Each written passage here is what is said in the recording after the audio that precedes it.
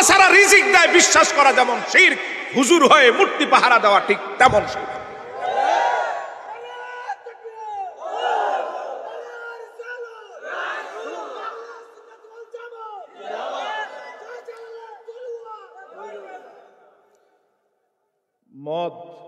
মদের গায়ের উপরে, বোতলের উপরে ইসলামী লেবেল লাগালে এটা হালাল হয়?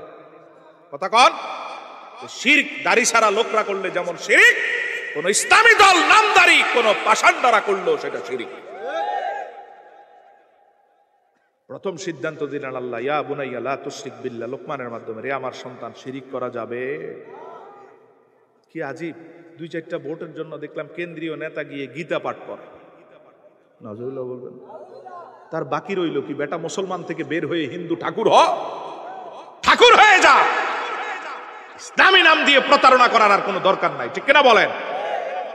যেই ঠাকুররা গীতা পাঠ করে তুমিও গিয়ে গীতা পাঠ করো, ঠাকুরের মাঝে আর তোমার মাঝে পার্থক্য কই? এত নিচে নামতে হবে? ইব্রাহিম আলাইহিস সালাম মূর্তি ভাঙছেন না গড়ছেন? সেই ইব্রাহিমের সন্তান পরিচয় দিয়ে জাতির পিতা ইব্রাহিম বলে তুমি গিয়ে মূর্তি পাহারা দাও। তার মানে তুমি ইব্রাহিম আলাইহিস সালাম এবং মুহাম্মদ সাল্লাল্লাহু আলাইহি সাল্লামের ধর্মের উপর নাই। যতক্ষণ পর্যন্ত তওবা না করো ততক্ষণ পর্যন্ত এই ধর্মের তুমি না, ঠিক কিনা বলেন? দুনিয়া এবং ধান্দার জন্য তুমি দিন বিকৃতি করে মানুষের ভোটের পিছনে তুমি পূজা করছো। এইরকম কোন ইসলামী নামদারিদের দেখতে আমরা চাই না, ঠিক কিনা বলেন? আমরা সাচ্চা ইমানদার দেখতে চাই। 90% মুসলমানের দেশে যদি তোমার মুসলমানের ভোটে পেট না ভরে তাহলে তোমার ইসলামী প্রতিনিধিত্ব করার কোনো দরকার নাই।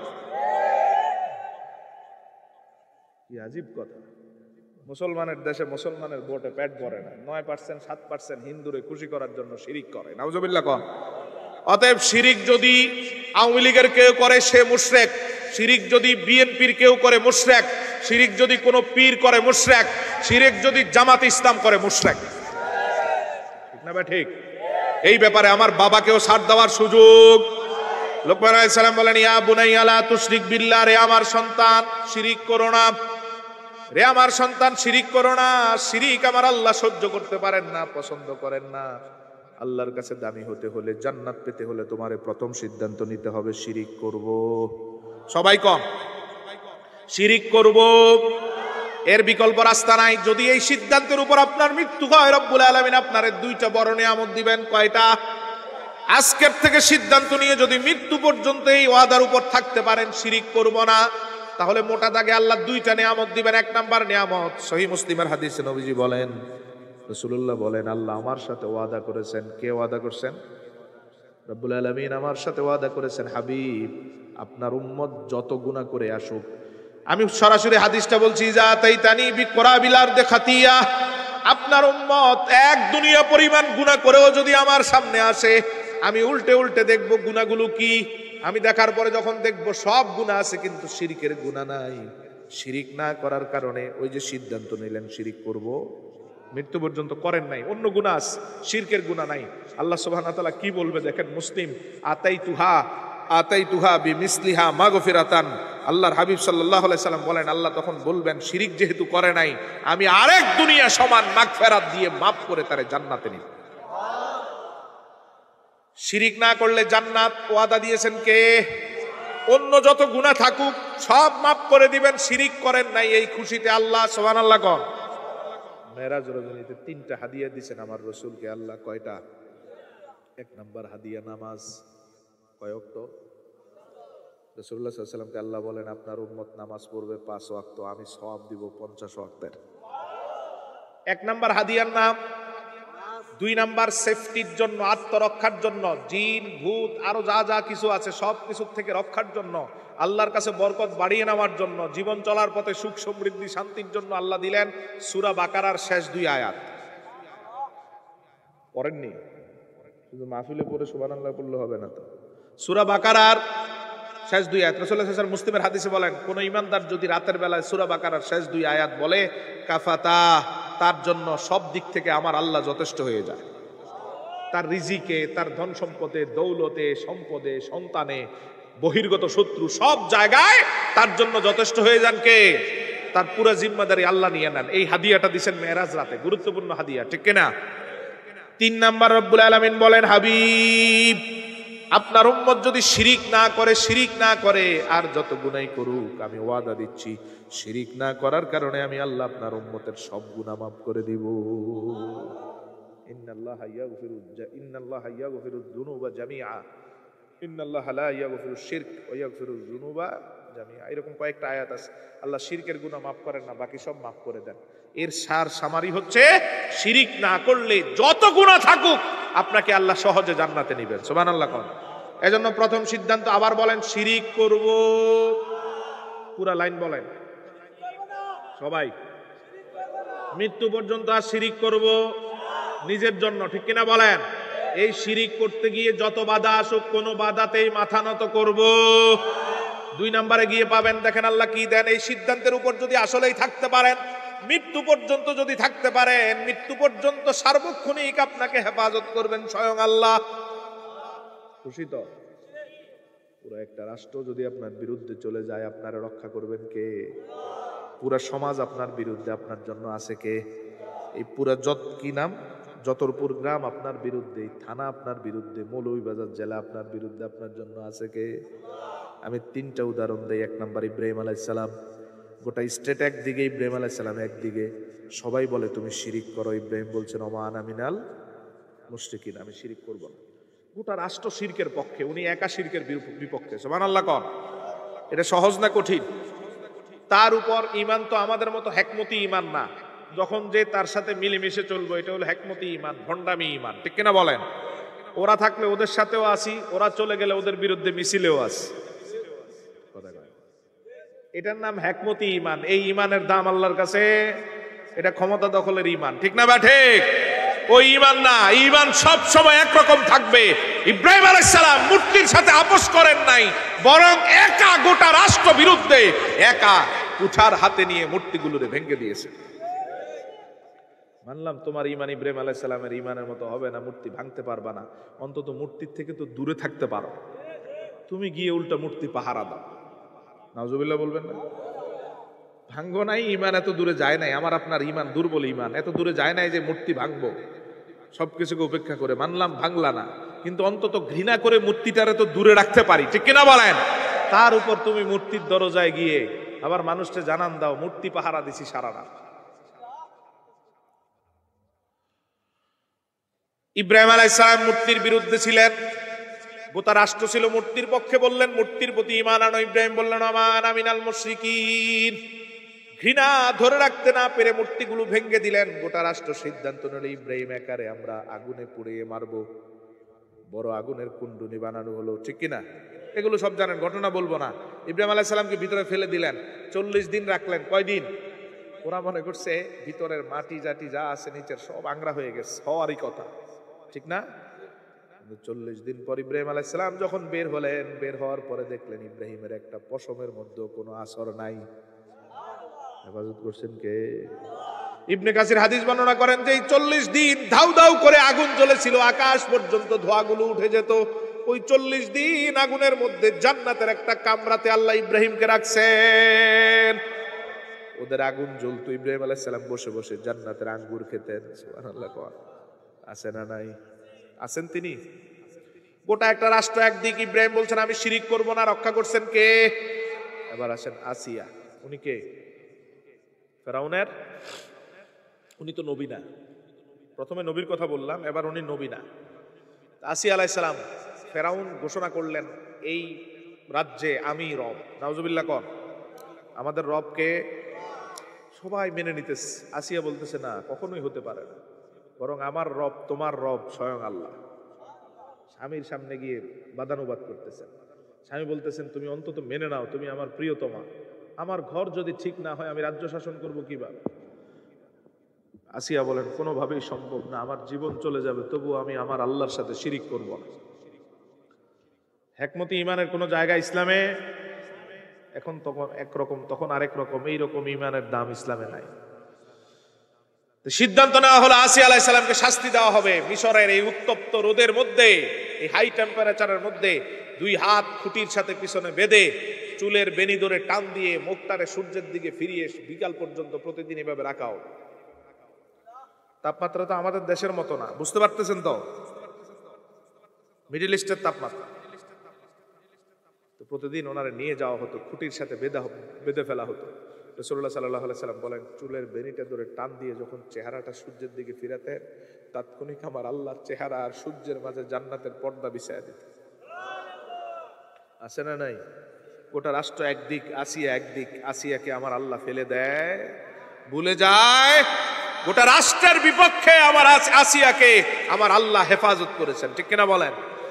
এবার আসিয়া আলাইহিস সালাম যখন দেখলেন জান্নাতের মৃদু বাতাস অনুভব করতেছেন, পুরো শরীরটা শীতল সুন্দর হয়ে যাচ্ছে, আসিয়া আলাইহিস সালাম এবার জান্নাতের আগ্রহ আরো বাড়ায়া দিলেন, আল্লাহর কাছে মুনাজাত করতে লাগলেন, এভাবে হাত বাঁধা আল্লাহর কাছে বলেন, আল্লাহ জান্নাতে আমার এমন একটা কামরা দিও যেখান থেকে সব সময় তোমারে দেখতে পারি, আর কিচ্ছু চাই না, আল্লাহ এমন ঘর দিও জান্নাতে যেখান থেকে শুধু তোমারে দেখি।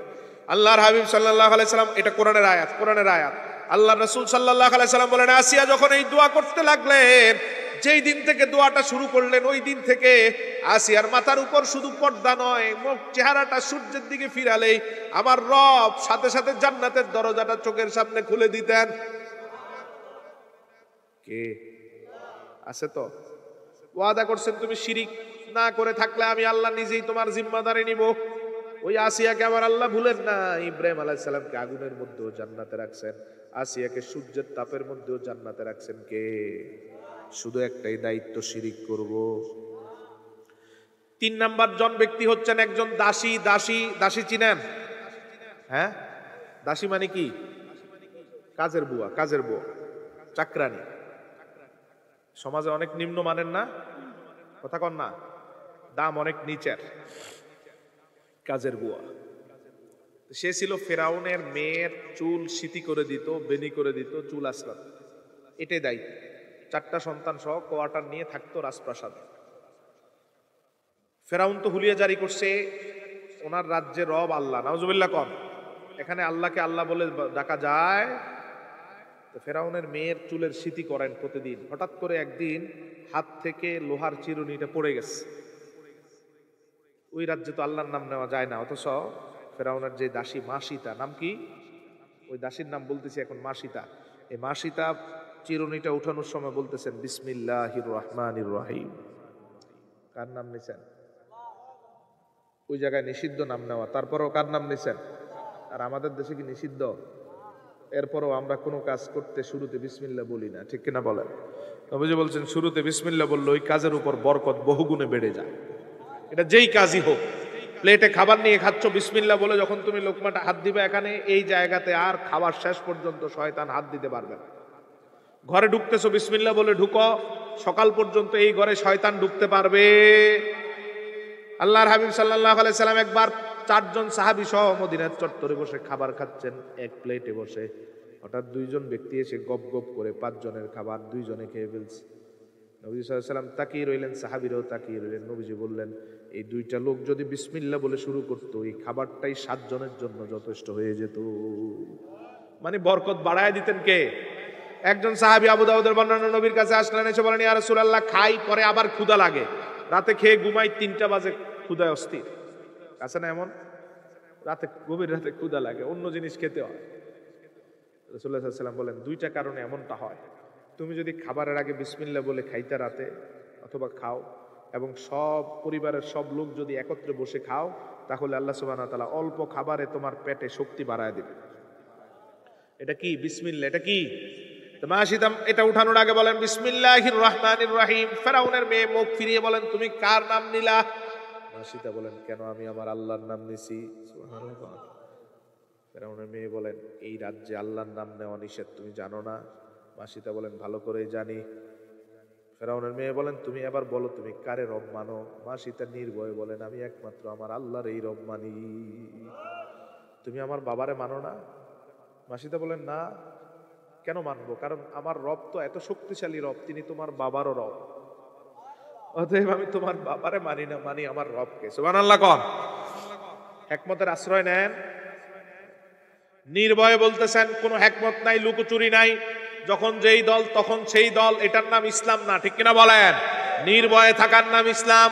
16 বছর হিকমত করে এখন মিছিল দিয়ে বলবা ইসলাম কায়েম চাই, তোমার এই কায়েমের মধ্যে আল্লাহর বরকত নাই, এজন্যই 54 বছরে তোমার প্রাপ্তি গোড়ার ডিম।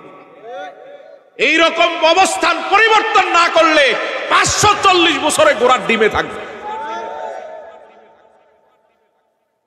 ইসলামে এরকম হিকমতের নামে ভণ্ডামির জায়গা। ক্লিয়ার কাট ক্রিস্টাল ক্লিয়ার ভাবে তোমার ঘোষণা দিতে হবে আমার রব শুধুমাত্র আল্লাহ। এই নীতি এখনো যেমন, পূর্ব তেমন, পরেও তেমন। মাসিদা বলেন আমার রব তো শুধুমাত্র আল্লাহ, আমি আল্লাহর এই মানি। ফেরাউনের মেয়ে দেখলেন কোনোভাবেই বোঝানো যাচ্ছে না, বিচার নিয়ে গেলেন বাবার কাছে, বাবা আমাদের ঘরে থাকে, আমাদের খায়, অথচ তোমারে মানে না। ফেরাউন বলেন কি কয়, সারা দুনিয়া আমারে মানে, সে মানে না, টেনে হেসড়ে নিয়ে আসছে। আনার পরে জিজ্ঞেস করে তুমি কি আমারে মানো না? মাসিতা বলেন আমি আমার আল্লাহর এই মানি। সুবহানাল্লাহ। ফেরাউন বলেন তোমার মত পরিবর্তন করে আনো, আমি তোমার সব ভুলে দিব, আমি তোমার সব ক্ষমা করে দিব, ভুলে যাব। মাসিদা বলেন গোটা দুনিয়ার সব শাস্তি যদি আমার মাথার উপর চলে আসে, তবু আমি আমার আল্লাহর সাথে কোনো ব্যক্তিকে শিরিক করব না। এরপরে মাসিদা বলেন প্রয়োজনে কেটে টুকরা টুকরা করে আমারে সাগরে ভাসায় দাও, তবু আমি আমার রবকে ছাড়বো না, ভুলবো না। আমি বলবো আমার রব একজন। সুবহানাল্লাহ। কোন কুল হুয়াল্লাহু আহাদ, আমাদের রব কয়জন? ফেরাউন বলে আচ্ছা দেখি কতক্ষণ সহ্য করতে পারোস। 4টা সন্তান, 4টা ছেলে, 4টারে নিয়ে আসছে। ছোট ছেলেটার বয়স 2 মাস। কয় মাস? এটা মাসি তার কোলে, বাকিগুলো দাঁড়িয়ে আছে। প্রথম সন্তানটারে ফেরাউন হাতে নিয়ে বলেন যদি আমারে মেনে নাও সন্তানটা বেঁচে যাবে, না মানলে সন্তান এখনই মারা যাবে। মাসিতা বলেন এক এক করে সব হারিয়ে ফেলতে পারি, আমার আল্লাহরে আমি হারাবো না। নিয়ে যা তুই সন্তান, আল্লাহর সাথে আমি আপোষ করতে পারবো না। আমার রব তিনি আমার সব। সুবহানাল্লাহ। কোন যিনি আমার রব তিনি আমার সব, আমি আমার রবের সাথে কখনোই শরীক করব না, যাই হোক তাই মাথা পেতে নিব। ফেরাউন কোনোভাবেই যখন মানাতে পারলেন না, উত্তপ্ত পাতিলের তেলের পাতিলের মধ্যে সন্তানটারে লোক দিয়ে নিক্ষেপ করালেন। মুহূর্তের মধ্যে মায়ের চোখের সামনে সন্তানটা লাশ হয়ে গেল। মা তার নীতি থেকে সরলেন না, শিরিক করলেন না। এবার 2 নাম্বার সন্তানটারে ফেরাউন ধরে বললেন এবার মেনে নে, দ্বিতীয় সন্তানটা বেঁচে যাবে। মাসিতা বললেন এক এক করে আমার সব চলে যেতে পারে, আমি আমার আল্লাহর সাথে শিরিক করব না। দ্বিতীয় সন্তানটাও মায়ের চোখের সামনে লাশ হয়ে গেল, মা অটল থাকলেন। 3 নাম্বার সন্তানটারে যখন টান দিয়ে নিয়ে যাওয়া হলো, এবার ফেরাউন বলে কত পাষাণ রে তুই, 3টা সন্তান হারিয়ে ফেলতেছে এরপরও তোমার কোনো বোধোদয় নাই। মাসিদা বললেন আমার রবের ভালোবাসাই আমার কাছে সবচেয়ে বেশি দামি। সুবহানাল্লাহ। আর আমাদের ঈমান 500 টাকায় বিক্রি হয়ে যায়, ঠিক না ভাই? ঠিক। ভোটের আগের রাতে একটা চ্যাগি শেষ। এই ঈমান ভোটের আগের রাতে 500-1000 টাকা দিলেই শেষ, ঠিক না ভাই? ঠিক। আবার এই ঈমান পরিবর্তন হয়ে যায় হঠাৎ। পরে এক দল পুলিশ যখন ধরে তুই এই দল করস, না স্যার জীবনে এই দল জীবনও করিনি, আছে না? এই একমতির এমন একবারে গলা ফাটায় রাস্তা। 16 বছর এইরকম করে আসছ, ইসলাম পরিচয় দিতেও ভয় পাইছ, এখন তোমার দ্বারা যে ইসলামের কি হবে এটা ভালো করে জাতি জানে, ঠিক কিনা বলেন? এইরকম ভণ্ডামি সেরে সচ্চা ঈমানের পথে আসো। 313 জন দিয়ে যেমন বদরে বিজয় হয়েছে, অল্প মানুষ দিয়ে বাংলাদেশে ইসলাম কায়েম হবে, কিন্তু ভণ্ডামির লাখ লাখ মানুষ দিয়েও কাজ হবে। আল্লাহর হাবিব সাল্লাল্লাহু আলাইহি সাল্লাম বলেন, হাদিস মুসনাদে আহমদের বড় বর্ণনার হাদিস, তৃতীয় সন্তানটাকেও মায়ের চোখের সামনে ফেলে দিল। মাসি এটা অটল, আমার রব আমার সব, আমার রব আল্লাহ, আমি কাউরে শরীক করাবো না। এবার 2 মাসের সন্তান টান দিয়ে যখন নিয়ে যাওয়া হচ্ছে, এতক্ষণ এই কাজের কারণে সন্তানটা ভয়ে মাকে জড়িয়ে ধরে আসছে। চতুর্থ সন্তানটারও মায়ের বুক থেকে যখন টান দিয়ে নিয়ে যাওয়া হচ্ছে, মা উহ বলে একটু আওয়াজ করলেন, মা তো 4 নাম্বার সন্তানকে নিয়ে যাওয়া হয়। উহ করে আওয়াজ করার পরে আমার আল্লাহ কি নিয়ামত দেয় দেখেন, 2 মাসের সন্তানের মুখে আমার আল্লাহ কথা ফুটায়া দিলেন। সন্তান চিৎকার করে বলতে লাগলো, আমার জন্য চিন্তা করো না মা, আমি তো দেখতে পাচ্ছি আমি আল্লাহর জান্নাতে যাচ্ছি। মা আমি দেখতে পাচ্ছি আমার 3 ভাই জান্নাতে ঘোরাঘুরি করে। আল্লাহু আকবার। আমার ভাইদের জন্য চিন্তা করার কারণ নাই, আমার জন্য চিন্তার কারণ নাই। তাদের জাহান্নামের আযাবটাই আমাদের জন্য আল্লাহর জান্নাত। মাসিতে হেসে দিয়ে বললেন, আপোষ করব না, আমারে ওই জায়গায় নিয়ে যাও। মাসিতাকেও নিয়ে যাওয়া হলো। দুনিয়াতে আল্লাহ এমন 4টা সন্তানের মুখে হাসি ফুটিয়েছেন, কথা ফুটিয়েছেন, 2 মাসের কম বয়স। 1 নম্বরে ঈসা, কে? মানুষ যখন বলা বলি করলো পিতা ছাড়া ঈসা কিভাবে হলো, তখন ঈসা আলাইহিস সালামের মুখে আল্লাহ বাণী ফুটিয়ে বললেন যে আল্লাহ সুবহানাহু ওয়া তাআলাই বাবা ছাড়া আমারে পৃথিবীতে পাঠিয়েছেন। সুবহানাল্লাহ। এরপরে ইউসুফ আলাইহিস সালামকে যখন ফাঁদে ফেললেন জুলাইখা, কাম বাসনা লালন করার জন্য ঘরের কামরার ভিতরে নিয়ে গেলেন, ইউসুফ আলাইহিস সালাম ভয় করলেন কাকে? আল্লাহকে ভয় করলেন, আল্লাহর উপর তাওয়াক্কুল করলেন। ওমাইয়া তাওয়াক্কাল আলাল্লাহ ফাহুয়া হাসবু, আল্লাহই যথেষ্ট। 7টা দরজা ঠাস ঠাস করে খুলে গেল। উনি দৌড়ে আসলেন, 7ম দরজা অতিক্রম করে দেখেন জুলাইখার স্বামী আজিজে মিসর দাঁড়ান। আজিজে মিসর দেখেন হাঁপাতে হাঁপাতে 2 জন আমার স্ত্রী আর সেই রুম থেকে বের হচ্ছে। তিনি ভয় পেয়ে গেলেন, জিজ্ঞেস করলেন কি ছিল ভিতরে? চলনাময়ী নারী, সে তারা তো কান্না চোখের সামনেই রাখে, ঠিক কিনা? কানতে পারে আবার এই মুহূর্তে হাসতে পারে, এ আজীব এক জাত, ঠিক না? ঠিক। সে মুহূর্তে কান্না করে বলল, আপনি যাকে লালন পালন করান, ভরণ পোষণ দেন, সে আমার ইজ্জত নষ্ট করতে চাইছে। ঘটনা এরকম না ভিন্ন? পুরো ভিন্ন। এখন ইউসুফ আলাইহিস সালাম কেমনে বিশ্বাস করাবেন? সে তো কান্না করে বলতেছে, অভিনয় করে বলতেছে। আজিজে মিসর বলতেছে, ইউসুফ তুমি যদি কোনো সাক্ষী দাঁড় করাতে পারো তাহলে মানবো, না হয় গর্দান ফেলবো। ইউসুফ আলাইহিস সালাম সাক্ষীর জন্য একজন ছোট বাচ্চারে কোলে নিলেন। কোলে নিয়ে তিনি বললেন, তুমি আল্লাহর হুকুমে কথা বলো। আল্লাহ সুবহানাহু ওয়া তাআলা সেটা কোরআনে আয়াত নাজিল করলেন। বাচ্চা কথা অটোমেটিক 2 মাসের কম বাচ্চা কথা বলতে লাগলো। জামা যদি পিছন থেকে ছিঁড়া হয় তাহলে জুলাইখা দায়ী, জামা যদি সামনের থেকে ছিঁড়া হয় ইউসুফ দায়ী। দেখা গেল পিছন থেকে ছিঁড়া, এই বাচ্চার কথার উপর ফায়সালা হলো দায়ী জুলাইখা। সুবহানাল্লাহ। 2 মাসের কম। এই মাসি তার সন্তান, আর হচ্ছে জুরাইজ নামে একজন, বুখারীর বর্ণনা, একজন আল্লাহর ওলি রক্ষার জন্য একটা ছোট বাচ্চা কথা বলছে। কয়টা বাচ্চা এরকম? মাসিদার মতো একজন দাসীর বাচ্চার মুখে 2 মাসের আগে কথা ফুটিয়ে মাসিদারে আল্লাহ সান্ত্বনা দিলেন। আসলে এটা মূলত ওদের জাহান্নাম নয়, এটা যে আগুনের কুণ্ডলি বানানো হলো, উত্তপ্ত পাতিলে তেল গরম করা হচ্ছে, সমস্যা নাই, এগুলো ইব্রাহিম আলাইহিস সালামের মতো জান্নাত। ইয়াসিয়ার মতো চোখ সূর্যের দিকে ফিরিয়ে রাখা হলো, আসলে মূলত সূর্য নয়, আল্লাহর জান্নাত, ঠিক কিনা? তাহলে যদি শিরিক না করেন, আপনারে আমারে হেফাজত করবেন কে? মাসিদারে আরো বড় নিয়ামত দেন জান্নাতে। নবীজি বলেন, মেরাজের রাতে যখন আমি জান্নাতে ঢুকছি, জান্নাতে ঢুকার সময় জান্নাতের গেইটে 2টা লেখা দেখলাম। জান্নাতের অনন্য কিছু হাদিয়া আছে নবীজির, যদি সময় থাকে বলবো। 1 নাম্বার তো নামাজ নিয়ে আসছেন, কিছু আমল নিয়ে আসছেন। জান্নাতে যখন ঢুকেন নবীজি, তখন জান্নাতের দরজায় দেখেন যে কেউ যদি দান করে আমি আল্লাহ তারে 10 গুণ সওয়াব দেই। কি করলে? কথা কন না? দান করলে 10 গুণ। আর এই পাশে লেখা আছে কেউ যদি কর্জে হাসানা দেয়, সুদ মুক্ত ঋণ দেয়, আমি আল্লাহ তারে 80 গুণ সওয়াব দেই। দানে কত? 10, আর কর্জে হাসানায়? এরপরও আমাদের সমাজে কর্জে হাসানা নাই। আছে? আছে? নাই। দায়ী কে? হ্যাঁ, কর্জে হাসানা যেই সমাজে যত কমবে ওই সমাজে আরেকটা জিনিস বেড়ে যাবে। এটা কি? এই জন্য আল্লাহ সুবহানাহু ওয়া তাআলা জান্নাতের দরজায় লিখে রাখছেন কর্জে হাসানায় 80 গুণ। এটা যত বাড়বে একটা হারাম জিনিস কমে যাবে, এটারে বাড়ায় দিবেন সুদ কমে যাবে, এটা কমায় দিবেন সুদ বেড়ে যাবে। আল্লাহ সুবহানাহু ওয়া তাআলা লিখে রাখলেন কর্জে হাসানা দিলে 80 গুণ। নবীজি জান্নাতে ঢুকলেন, প্রথম পা মুবারক রাখার পর সুন্দর একটা গ্রান স্মেল পেলেন। নবীজি দাঁড়িয়ে গেলেন, জিবরিল এত সুন্দর গ্রান। আমি থমকে দাঁড়ালাম, এত সুন্দর মুআত্তারা। নবীজি নিজেই তো আতর মোবারক, ঠিক কিনা? কোন রাস্তায় আমার নবী বের হলে ওই রাস্তায় 7 দিন আতরের গ্রান পাওয়া যায়। মানে এই রাস্তা দিয়ে হেঁটে গেছে, ওই রাস্তায় 7 দিন যত মানুষ হাঁটবে আতরের গ্রান পাবে। কোন মানুষের সাথে আমার রাসূল মুসাফা করলে 7 দিন তার হাত থেকে গ্রান বের হতো। মুআনাকা কোলাকুলি করলে ওই মানুষের শরীর থেকে 7 দিন সুঘ্রাণ বের হতো। এজন্য আমার রাসূলের একটা নাম মুআত্তারা। রাসূল ছিলেন আতরময়। রাসূলুল্লাহ পেশাব মোবারক থেকে আতরের গ্রাম মোবারক থেকে। উম্মে সালামা রাদিয়াল্লাহু তাআলা দুপুর বেলায় নবীজি ঘুমাতেন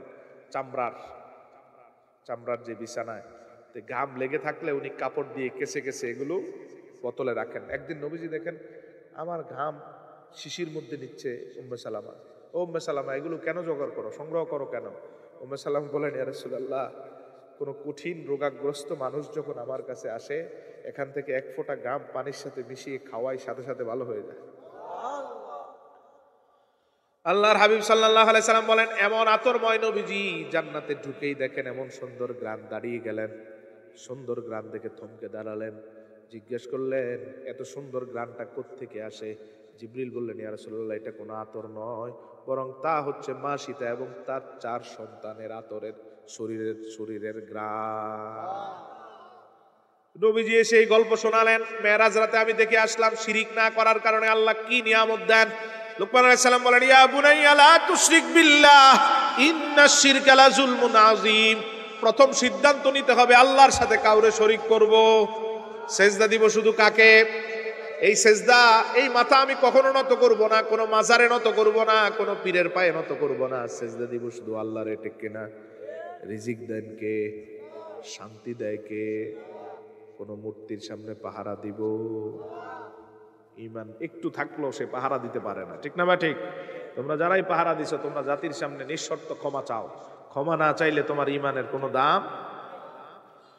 2 নাম্বার, লোকমান আলাইহিস সালাম আবার বলতেছেন, ওয়াসাইনাল ইনসানা বিওয়ালিদাইহি হামালাতহু উম্মুহু ওয়াহনান আলা ওয়াহনিন ওয়া ফিসালুহু ফি আমাইন। লোকমান বলেন, 1 নাম্বার, শিরিক মুক্ত জীবনের পরে আবার তুমি আল্লাহর ওলি হতে হলে মা বাবার খেদমত করা লাগবে। সুবহানাল্লাহ। আল্লাহর পরে তাকাতে হবে মা বাবার দিকে। এখনো নামাজের কথা বলা হয়, কথা কর না, কষ্ট হইতেছে ভাই। নামাজের কথা এখনো আসছে, রোজার কথা, হজ, যাকাত, কোন ইবাদতের কথা আসে নাই। আল্লাহর সাথে শিরিক মুক্ত মনোভাবের পর, তাওহীদের পরে আল্লাহ বললেন, মা বাবার সেবার মাধ্যমে তোমার আল্লাহর কাছে দাম বাড়াতে হবে। মা বাবার সেবা। একই কথা আল্লাহ বলেন, কাদা রাব্বুকা আল্লা তা'বুদু ইল্লা ইয়াহু ওয়া বিল ওয়ালিদাইনি ইহসানা। আমি আল্লাহর ফয়সালা হচ্ছে আল্লাহর সাথে কারোকে শরীক করা যাবে না, এরপরে মা বাবার সাথে সদাচরণ করতে হবে। সুবহানাল্লাহ। আচ্ছা, এবার প্রশ্ন, আল্লাহর পরে মা বাবারা কেন আনলেন আল্লাহ? 3টা বা 4টা কারণ, যতটুকু বলার সুযোগ হয় বলবো। এ ভাই উঠাউঠি করেন না, চলে আসছে হুজুর। কতটুকু আসছে? কাছাকাছি আসছে না? এই যে বাজার চলে, আর অল্প সময় লাগবে, একটু 5 মিনিট। শিরিক করার পরে কেন মা বাবার কথাটা নিয়ে আসলেন আল্লাহ সুবহানাহু ওয়া তাআলা? আল্লাহ সুবহানাহু ওয়া তাআলা এই জন্য নিয়ে আসছেন, এই যে কষ্ট করে নামাজগুলো পড়েন, ইবাদতগুলো করেন, এই ইবাদতগুলো কবুল হবে কি হবে না, এটা 2টা জিনিস দিয়ে আল্লাহ পার্থক্য করেন। কয়টা? আজকে আসার নামাজ পড়ছেন তো? কে পড়েন না হাত তোলে? সবাই পড়ছে, দেখছেন? আল্লাহর ওলি সব আল্লাহর ওলি নিয়ে মাহফিল করতেছে। নির্ভয়ে বলেন, নামাজ কারা কারা পড়েন না? এখন পড়ে নিবেন, হাত তোলেন তো। নামাজ পড়েন নাই, দেখছেন? না পড়লে হাত তোলার দরকার নাই। কারা পড়ে নাই আমরা পড়ে নিব, বলেন ইনশাআল্লাহ। এই যে নামাজগুলো পড়ছি কষ্ট করে, এই নামাজটা আল্লাহ 2টা জিনিস দিয়ে কবুল করেন। কয়টা? নামাজ পড়ার পরে, ইবাদত করার পরে, হজ করার পরে, যাকাত দেওয়ার পরে আল্লাহ দেখেন তার রিজিক হালাল না হারাম। যদি হারাম হয়, এটা আল্লাহর দিকে উঠে, কথা কয় না। এই যে নামাজ হারাম খেয়ে নামাজ পড়েন, এটা উপরে উঠবে না, নিচেই থেকে যাবে। ঠিক কিনা? এবার আপনি না হালাল ঠিক আছে, ইবাদত করলেন, এবার আল্লাহ দেখেন ওই ব্যক্তির সাথে তার মা বাবার সম্পর্ক কেমন। মা বাবার সাথে সম্পর্ক ভালো, ইবাদত কবুল। সম্পর্ক ভালো না, এই ইবাদত কবুল হয়। মুসনাদে আহমদের বর্ণনা, নবীজি বলেন, নামাজির নামাজ শেষ হওয়ার পরে আল্লাহ দেখেন তার সাথে মা বাবার সম্পর্ক কেমন। যদি ভালো হয়, তার নামাজটা কবুল করা হয়। যদি ভালো না হয়, নামাজের কোনো দাম। তাহলে ইবাদত কবুল হওয়া না হওয়ার প্রশ্নে প্রথম তাকান আল্লাহ মা বাবার দিকে। ঠিক না বেঠিক? এজন্য লোকমান বলেন, ইবাদত বড় কথা নয়, ইবাদতের আগে মা বাবার সাথে সুসম্পর্ক বড়। সুবহানাল্লাহ কন। এই জায়গায় আমাদের অনেকেরই গ্যাপ। ঠিক না বেঠিক? যত ধমক আপনি আপনার জীবনে দেন, দেখবেন বেশিরভাগ ধমক আমরা দেই মাকে। বলছে আল্লাহ বলছেন, উফ বলো না, কিছু থেকে কিছু বললেই ঘাটতারামি দিয়ে উঠ, তুমি বেশি বুঝো, আমি যা করি তা। ঠিক না বেঠিক? যুবকরা এগুলোই করে সারা দিন, দিনে 2, 3, 4 বার, 5 বার, 10 বারও ধমক দেয়। অথচ সব কিছুর আগে মা বাবা। কেন মা বাবা? এবার 2 নাম্বার দেখেন, আপনি শান্তিতে থাকবেন কি থাকবেন না, এটা আল্লাহ ফয়সালা করে আপনার মা বাবার দিকে তাকায়। যদি মা বাবার সাথে সম্পর্কটা যত মধুর করতে পারেন, তত দ্রুত আপনার মুসিবত দূর করে দেন আল্লাহ। মা বাবার সাথে দূরত্ব যত বাড়বে, মুসিবত তত বাড়বে। নাউজুবিল্লাহ কন। আমি বুখারীর একটা হাদিস বলি, 3জন ব্যক্তি পথ চলতে লাগলেন মরুভূমিতে। হঠাৎ বৃষ্টি নামলো। তো মরুভূমিতে তো গাছপালাও নাই, বাড়িঘরও নাই, মানুষজনও নাই। ঠিক কিনা? বৃষ্টি নামছে, ওনারা বৃষ্টির থেকে রক্ষার জন্য দ্রুত গিয়ে ঢুকলেন। তো গুহার ভিতর ঢুকছে, বৃষ্টি আরো বেড়ে গেছে। বৃষ্টি বাড়ার কারণে গুহার উপর থেকে বড় এক পাথর পড়ে গেছে গুহার মুখে। ধাক্কা দিচ্ছেন, সরে না। চিৎকার করতেছেন, কেউ শোনে না। তার মানে এখন কিসের মুখে পড়ে গেছেন? মৃত্যুর মুখে। কতক্ষণ থাকবেন? চিল্লাচিল্লি করেন, কোনো মানুষ শোনে না। ধাক্কা দিচ্ছেন, সরে না। তিনজন এবার আল্লাহর কাছে বলতে লাগলেন, রব্বুল আলামিন, এখান থেকে উদ্ধার করার মতো তুমি ছাড়া আর কেউ নাই। হাত তুলে মুনাজাত করে কান্না শুরু করলেন। বুখারীর বর্ণনা, তার বর্ধিতাংশ মুসনাদে আহমদ, ইমাম আহমদ বিন হাম্বল বর্ণনা করেন। তিনজন আল্লাহর কাছে বলা শুরু করলেন। প্রথম জন বলেন, রব্বুল আলামিন, এত বড় বিপদ থেকে উদ্ধারের জন্য আমার ঝুলিতে এমন কোনো আমল নাই, তবে একটা আমল আমি আমার জীবনে খুব সতর্কতার সাথে করেছি, কোনোদিন ভুল করি নাই, তা হচ্ছে আমার মায়ের সেবা। বলতেছে, আল্লাহ রে আল্লাহ, পুরো বলতেছে, রব্বুল আলামিন, আমি নিতান্ত দরিদ্র একজন মানুষ। সারাদিন কর্ম করে যদি খাবার রাতে টানতে পারি, রাতে খাবার খাই। আর যদি খাবার না আনতে পারি, তাহলে আমার বকরিগুলো দুধ দহন করে দুধ খেয়ে রাত কাটাই। সুবহানাল্লাহ। হারাম খায় না। যদি রাতে খাবারের বাস্তে তরকারি টরকারি আনতে পারে, তাহলে রান্না করে খায়। আর কিচ্ছু আনতে না পারলে দুধ দহন করে দুধ গরম করে পরিবারের সবাই খায়। তিনি আল্লাহরে কান্না করে করে বলতেছেন, কেমন মনোভাব দেখেন। আল্লাহরে বলতেছেন, রব্বুল আলামিন, যেদিন খাবার থাকে না, আমি নিজের হাতে দুধ দহন করে দুধগুলোকে গরম করে আমি পাতিলটা, পেয়ালাটা নিয়ে সরাসরি মায়ের কাছে চলে যাই। আরে কিছু বলবেন না? কার কাছে যায়? মার কাছে পেয়ালাটা নিয়ে মারে বলি, মা তুমি খাও, খাওয়ার পরে যতটুক থাকবে আমি আমার সন্তান আর স্ত্রী ভাগ করে খাবো।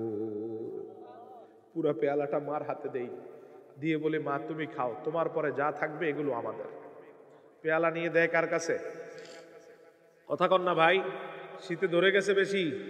পেয়ালা নিয়ে দান কার কাছে? আর আপেলের, কমলার, আঙ্গুরের প্যাকেট নিয়ে আমরা যাই আবার বউর কাছে। কয়, ও ভাই, এটা সত্যি কথা, ঠিক আছে। তো এখন থেকে যাবেন কি বউর কাছে না মার কাছে? দেখেন, মার কাছে গেলে কি হয়, বউর কাছে গেলে কি হয়। আপনি স্ত্রীর কাছে নিলে স্ত্রী খাবে, মার কাছে নিলে মা কি এটা সব খেয়ে ফেলবে? মা স্ত্রীকেই দিবে। মার কাছে নিলে কি পাওয়া যায় দেখেন। লোকটা বলতেছেন, বুখারীর বর্ণনা, রব্বুল আলামিন, আমি আমার পাতিলটা নিয়ে মার কাছে যাই, মাকে বলি, তুমি তৃপ্তি সহকারে খাওয়ার পরে যা থাকে আমরা খাবো, তুমি না খেলে আমি কাউরে খেতে দিব না। আল্লাহু আকবার। কি মনোভাব মায়ের ব্যাপারে, তুমি না খেলে কাউকে দিব না। আল্লাহরে বলে, আল্লাহ, একটা রাত আমার জন্য খুব কষ্টের রাত ছিল। দূরে এক কাজে চলে গেছি, রাত হয়ে গেছে, ফিরতে এসে দেখি ঘরে কোনো খাবার নাই। দ্রুত দুধ দহন করলাম, দুধ দহন করে দুধগুলো গরম করে মার কাছে নিয়ে দেখি মা ঘুমায় গেছে। আমি তো মাকে না দিয়ে কাউরে খেতে দেই না, মা ঘুমিয়ে গেছে। এদিকে রাতটা এজন্য আমার কাছে কঠিন। আমি পেয়ালা নিয়ে মায়ের কাছে দাঁড়িয়ে আছি, কখন মাকে দিব, মা খাবে আর আমরা খাবো। এমন মুহূর্তে বারবার আমার সন্তানগুলো পায়ের কাছে এসে দুধ চাচ্ছে, আমার হাতে দুধ সন্তানদের দিতে পারছি না, মাকে দিতে পারি না। এজন্য ওই রাতটা আমার কাছে এমন কষ্ট ছিল, রব্বুল আলামিন, দুধ থাকার পরেও সন্তানদের দিতে পারছি না, মা আগে খাবে। এজন্য কিছুক্ষণ পরে মা জাগ্রত হলেন। জাগ্রত হওয়ার পরে মা দেখলেন পাগল ছেলেটা দাঁড়িয়ে আছে। মাও বুঝলেন কাউরে তো খেতে দেয় নাই, টান দিয়ে চুমুক দিয়ে খেয়ে বললেন, সবাইকে দাও।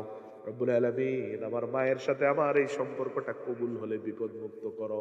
হাদিস সাক্ষী, কথা বলতে দেরি, পাথরটা সরে যেতে দেরি হয় নাই। এখন বিপদ আছে না গেছে? কথা কন না। তার মানে মায়ের সাথে সম্পর্ক যার যত মধুর, সে বিপদে পড়লো সেই বিপদ স্থায়ী হয়, আল্লাহ উঠায় নেন। 3 নাম্বার, জান্নাতের ঘোষণা নবীজি সরাসরি দিলেন, আল জান্নাতু তাহতা আকদামিল উম্মাহাত, মা বাবার পায়ের নিচে জান্নাত। বলেছেন মুহাম্মাদুর রাসূলুল্লাহ। রাসূল বললেন, জান্নাত কোথায়? বলেন, জান্নাত কোথায়? কথা কন। মা বাবা দুইজন, বারবার বাদ দিয়ে দাও বেটা, আমরা তো আছি, ঠিক না ভাই? ঠিক। তুমি যে তোমার এই বাদ দাও, শুধু মা এবং বাবা, মা বাবা দুইজনের পায়ের নিচেই জান্নাত। আচ্ছা, এটা তো থিওরি। নবীজি থিওরিক্যাল দিলেন, জান্নাতটা মা বাবার পায়ের নিচে। প্র্যাকটিক্যাল দেখাচ্ছেন রাসূলুল্লাহ। দেখেন, রাসূলুল্লাহ জান্নাতে গেলেন এক রাতে, ফজরের নামাজের পরে বলতেছেন, আমি গত রাতে জান্নাতে ঘুরে আসছি। তিনি কারো মতো, নবীজি কারো মতো, এজন্য আমার রাসূল চাইলেই যে কোনো সময় জান্নাতে যেতে পারতেন। এটা শুধু মেরাজের মতো না, 100-এর উপরে হাদিস আছে মেরাজ ছাড়াও। নবীজি বলছেন একটু আগে জান্নাত ঘুরে আসলাম। মুসলিমের বর্ণনা, রাসূল বলেন ইন্নী রাআইতু আল আন মাকানাল জান্নাহ ওয়ান নার, এই জায়গা মদিনার মসজিদের এই জায়গা থেকে আমি এখন জান্নাত জাহান্নামের সব দেখতে পাচ্ছি। এই ক্ষমতা দিয়েছেন কে? কারণ তিনি কারো মতো। এরপরও ওয়াহাবি হুজুর আমাদের দেশে কয় নবী আমাদের মতোই, বলে কি বলে না? আপনাদের এলাকায় বলে না? হ্যাঁ, সমস্যা নাই, আসুন। আপনাদের এলাকায় বলে না? এরপরও আমাদের দেশে ওয়াহাবি মোল্লা কয় নবী নাকি আমাদের মতো। নাউজুবিল্লাহ কন। নবী কারো মতো? নবী নবীজির মতো, ঠিক কিনা বলেন? আমার রাসূলের মতো পৃথিবীতে কেউ নাই, কেউ হতেও পারবে না। আল্লাহ সবকিছুর ঊর্ধ্বে রেখেছেন মুহাম্মদুর রাসূলুল্লাহ। আল্লাহর পরে সবচেয়ে বড় সম্মানের আসনে আছেন তিনি, ঠিক কিনা বলেন? তিনি কারো মতো?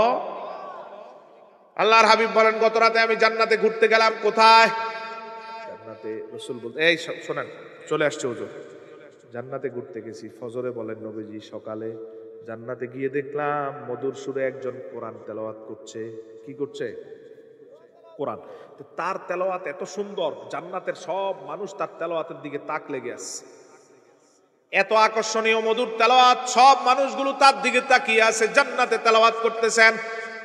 সাহাবায়ে কেরাম বললেন ইয়া রাসূলুল্লাহ, এত সুন্দর মধুর সুরে কে তেলাওয়াত করে আপনি দেখে আসছেন কিনা? নবীজি বলেন হ্যাঁ, একটু একটু করে আমি সামনে গেলাম দেখার জন্য সে কে। রাসূল বলেন গিয়ে আমি আজীব হয়ে গেলাম, গিয়ে দেখি সে আর কেউ নয়, আমার সাহাবী নোমান বিন বশীর। আজীব হলাম, আমি দেখি আমার সাহাবী সে। রাসূল খেয়াল করেন নবীজি যখন এই কথাটা বলেন আমি দেখে আসছি নোমান জান্নাতে কোরআন তেলাওয়াত করতেছে, পুরা জান্নাতবাসী পাগল। এই কথা রাসূল যখন বলেন তখন নোমান রাসূলের সামনে বসা। মানে মানুষটা এখনো মারাও যায় নাই, কবরেও যায় নাই, রাসূল দেখে আসছেন সে জান্নাতে কোরআন পড়ে। সুবহানাল্লাহ কর। এরকম আরেকজন মানুষকে নবী দেখে আসছেন জান্নাতে, তিনি কে? হ্যাঁ, বেলাল। মাশাআল্লাহ, একজন। এ ভাই আপনারা, আচ্ছা এই যে কয়দিন আগে মেরাজ গেছে, অনুষ্ঠান হয় নাই মসজিদে? হয়েছে নি? আলোচনা হয়েছে নি? তাহলে তো প্রথমে এটা জানার কথা, মেরাজ রাতে নবীজি দেখে আসছেন বেলালকে জান্নাতে। সুবহানাল্লাহ কর। হয়নি? মসজিদে আলোচনা অনুষ্ঠান হয় মেরাজে না বেদাত? হ্যাঁ, মেরাজ বেদাত, শবে বরাত বেদাত। এরকম মুফতির আবির্ভাব হয়েছে বাংলাদেশে, ঠিক কিনা? একের পর এক ফতুয়া শুধু মসজিদের ভিতর। মানে মানুষগুলো এমনিতেই তো মসজিদে কম যায়, বিশেষ কিছু দিন যেমন শবে বরাতের রাতে এমনি সব মানুষ কান্নার চেষ্টা করে, ঠিক না ভাই? ঠিক। শয়তান সোয়ার হয়েছে মুফতির উপর, যে কোনো ভাবেই হোক শবে বরাতের রাতে মসজিদ থেকে মুসল্লিকে আউট করতে হবে। তো সে সালাফি বেশে, আহলে খবিস, আহলে হাদিস বেশে ঘুমটাওয়ালা হয়ে ফতুয়া দিচ্ছে শবে বরাতে মসজিদে যাওয়া বেদাত। তাতে কি হবে? মসজিদ থেকে মুসল্লিরা অন্তত শবে বরাতের রাতে বের করতে পারবে। নাউজুবিল্লাহ কর। এই বাংলাদেশের সবচেয়ে বড় ফিতনা হচ্ছে আহলে হাদিস নামে আহলে খবিস। এই ফিতনার বিরুদ্ধে সচেষ্ট এবং ফিতনার বিরুদ্ধে সজাগ দৃষ্টি না রাখলে আপনার ঈমান পূর্ণ হবে না। ফিতনাবাজরা একের পর এক ফিতনা ছড়িয়ে দিচ্ছে, মসজিদ থেকে মুসল্লি তাড়াচ্ছে, ধর্মীয় জায়গাগুলো থেকে মুসল্লির মনোভাব কমাচ্ছে। 20 রাকাত তারাবির থেকে ফতুয়া দিয়ে 12 রাকাত মাইনাস করে কয় 8 রাকাত। নাউজুবিল্লাহ, জোরে বলবেন না? আরো জোরে কর নাউজুবিল্লাহ। নারায়ে তাকবীর।